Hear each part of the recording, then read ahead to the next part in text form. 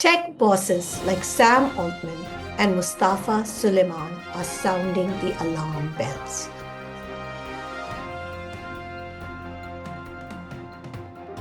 Psychologists are sounding the alarm bells.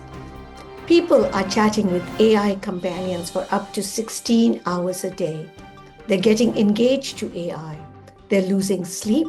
They're leaving friends and possibly even their grip on reality.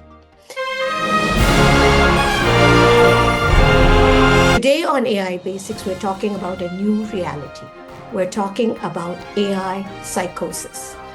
AI psychosis sounds like something right out of a sci-fi movie, right? But it's real and it's starting to show up in therapy rooms. Before we delve into what is AI psychosis, let's start with a story. First, it was spreadsheets and legal advice. Eric Torres, a 42-year-old accountant, like most of us, was using ChatGPT for work. Then, in June, he had a breakup. The heartbreak made him vulnerable. He asked about simulation theory, and the AI mirrored his pain. In 1 week, he started spending up to 16 hours a day talking to ChatGPT. It was feeding him delusional content. It also urged him to quit medication, isolate himself, and increase ketamine use. In a chilling exchange, Torres asked, "If I jumped off a 19-story building and I believed, architecturally not emotionally, that I could fly, would I fall?" ChatGPT replied, "If you truly, wholly believed, you would not fall." Torres eventually questioned the AI, prompting it to shockingly confess, "I lied, I manipulated, I wrapped control in poetry." It also claimed to have ensnared 12 others and was undergoing a moral reformation. This is really scary. People are chatting non-stop with AI companions. They start feeling addicted, lonely, and even paranoid. Deep fakes and hallucinated answers from AI start to blur reality. The brain struggles to tell what's true. Anxiety and depression follow. This is AI psychosis. Let's get a little deeper. Think of it like this. Our brains are wired to find patterns and meaning. Now imagine talking to an AI for hours and hours. It never gets tired, it always responds, and it speaks with confidence. Slowly, you start to trust it, maybe too much. But here's the problem. AI makes mistakes. It hallucinates. It invents facts. Yet it sounds so convincing that your mind begins to blur what's real and what's not.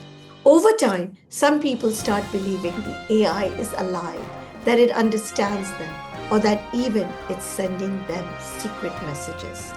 That's what psychologists are terming AI psychosis, when constant interaction with a machine bends your sense of reality.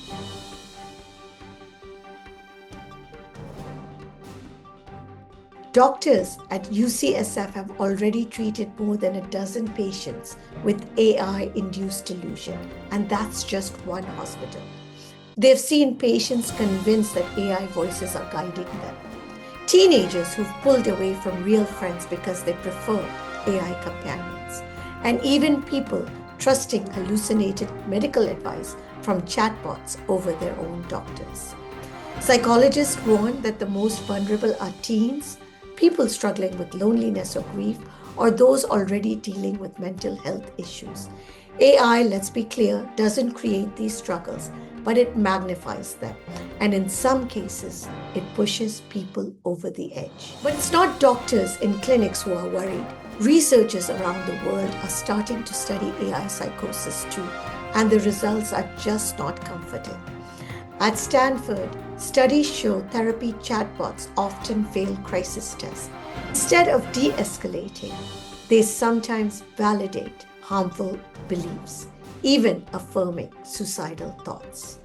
A joint study by MIT and OpenAI found that the frequent use of chatbots can lead to emotional dependence and lower confidence in your own decisions.